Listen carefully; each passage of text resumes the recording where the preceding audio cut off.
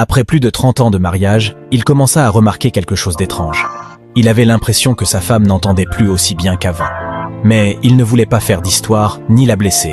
Alors il alla consulter un médecin pour savoir ce qu'il pouvait faire. Le docteur lui donna un conseil tout simple.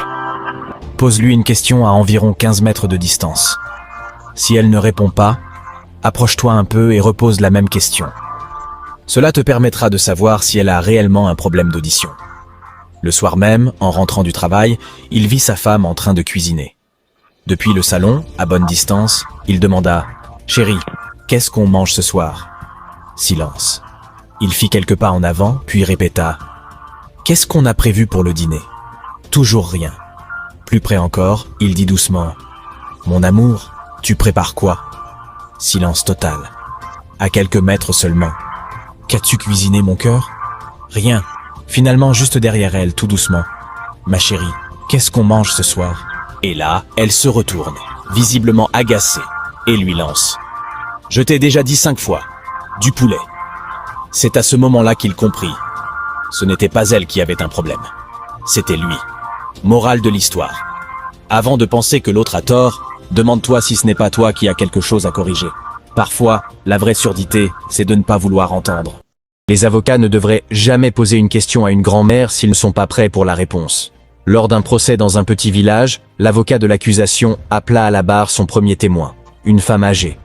L'avocat s'approcha et lui demanda « Madame Sanchez, savez-vous qui je suis ?» Elle répondit « Oui, je vous connais, maître Garza. Je vous connais depuis que vous étiez enfant. Et je peux vous dire franchement que vous avez été une grande déception pour vos parents. Vous mentez tout le temps, vous pensez tout savoir, vous êtes arrogant, abusif.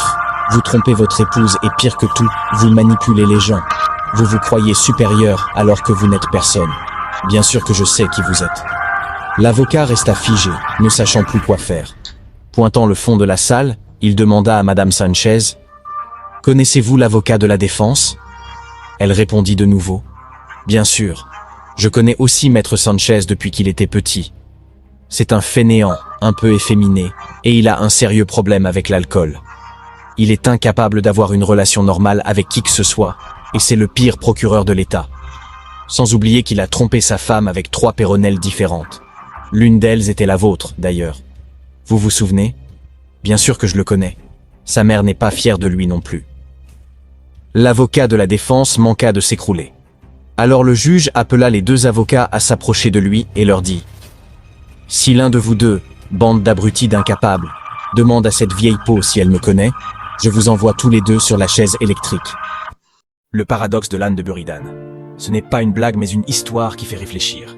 Imagine un âne qui a très faim et très soif. À gauche, il voit un tas de foin. À droite, un seau d'eau fraîche. Il est placé pile au milieu et ne sait pas quoi choisir. Son ventre crie, sa gorge brûle, mais il reste bloqué. Cette scène drôle en apparence cache une idée profonde. C'est ce qu'on appelle le paradoxe de l'âne de Buridan. Cet âne ne représente pas seulement l'hésitation.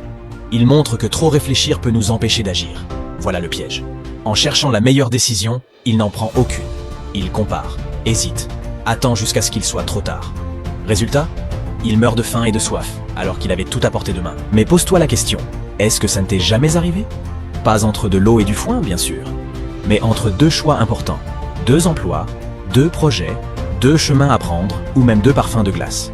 Par peur de mal faire, on reste parfois sans rien faire. La leçon est simple. La vie ne nous attend pas.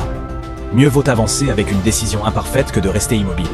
Sinon, on risque de perdre des occasions, et du temps qu'on ne rattrapera jamais. Alors, la prochaine fois que tu hésiteras, pense à cet âne. Choisis, avance. Et si tu te trompes, au moins tu auras essayé. Car la vie est trop courte pour rester bloqué au milieu du chemin.